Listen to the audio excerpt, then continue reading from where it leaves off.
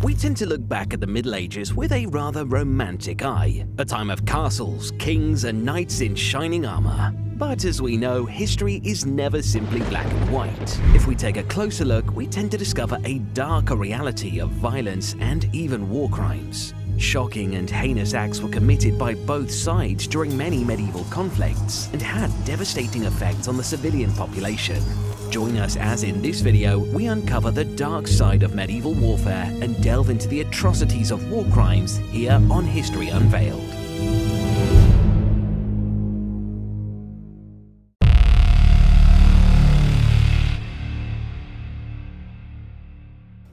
Warfare in medieval Europe was a frequent and brutal occurrence, characterized by a wide variety of tactics and strategies. The frequency at which wars were fought was a strong reflection of the fluctuating political landscape of medieval Europe.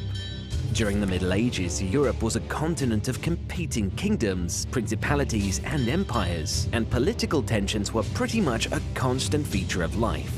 At this time, Europe was a feudal society divided into many different kingdoms, most of which were much smaller than the contemporary countries they now sit within. One of the major political tensions of the period was the struggle for power between the different kingdoms and principalities of Europe. These struggles often resulted in wars, such as the 100 Years' War between England and France and the Wars of the Roses in England. These struggles were often fueled by disputes over territory, resources, and trade routes, as well as by dynastic claims and personal ambition. Another major source of conflict during the Middle Ages was the struggle for power between the different religious groups that inhabited Europe. Christianity was the dominant religion, but there were also significant Jewish and Muslim minorities. These struggles often resulted in conflicts, such as the Crusades, in which Christians fought against Muslims for control of the Holy Land. These conflicts were often fueled by religious intolerance and the desire for control over religious sites and resources. Beyond religion, the continent was also home to a wide variety of cultures and civilizations, including Celtic, Germanic, Slavic, and Mediterranean cultures.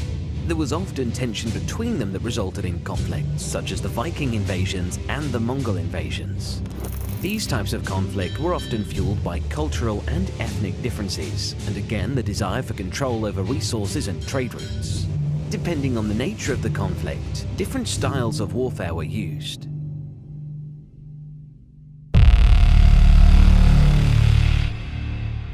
Imagine just how bad the war crimes had to be.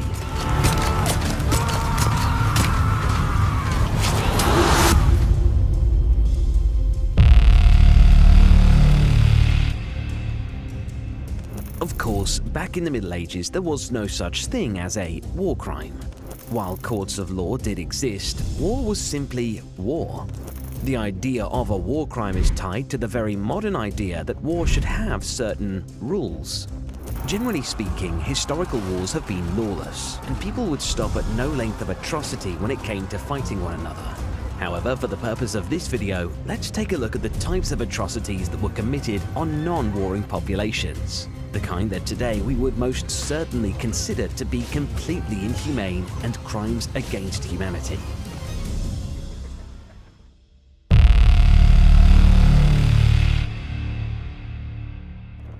As is unfortunately still the case in modern times, one of the most common war crimes committed during the Middle Ages was the senseless killing of civilians, including women, children, and the elderly.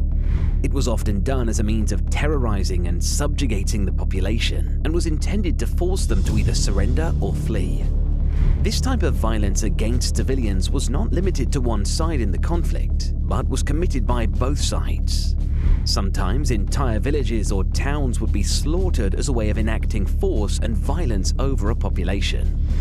In the year 1099, for example, Frankish forces reached Jerusalem, concluding the First Crusade with a massacre that is thought to have killed thousands upon thousands of civilian Jews and Muslims living in the city.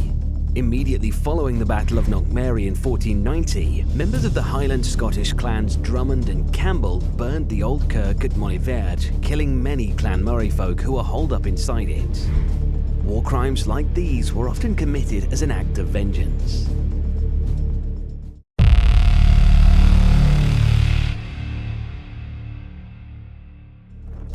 The practice of using scorched earth tactics during medieval warfare was a particularly brutal and inhumane method of depriving the enemy of resources. This tactic involved the destruction of crops, buildings, and livestock in order to make it impossible for the enemy to survive in the area.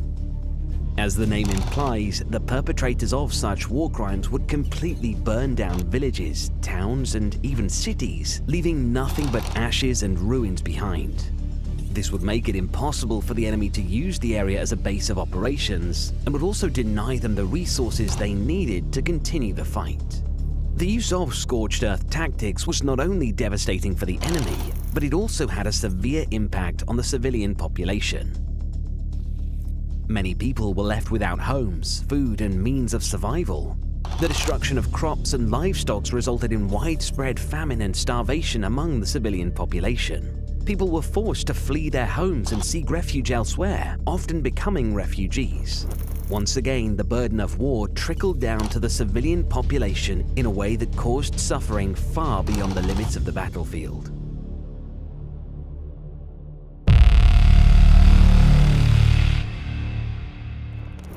The practice of sexual and gender-based violence as a weapon of war during the Middle Ages was a widespread and horrific occurrence. This is true for pretty much all of history, but it's often overlooked, and the battlefield is made the primary focus of violence in discussions of warfare. However, women, children, and men were often targeted, and this kind of violence was used as a means of dehumanizing, terrorizing, and generally subjugating the population. The victims of these crimes were often left with physical and psychological trauma that affected them for the rest of their lives. During sieges, women were particularly vulnerable to sexual violence, as they were often left behind to fend for themselves when the men went out to fight. They were often sexually assaulted and enslaved by the invaders. Due to the nature of these particular war crimes, there are not a lot of hard numbers documented, but unfortunately, this type of violence tends to be an unavoidable consequence of war. Now, if you're enjoying the video so far, make sure to head down and hit the like and subscribe buttons. It's the easiest way to support the channel and means you get to see more of the content you find most interesting here on History Unveiled.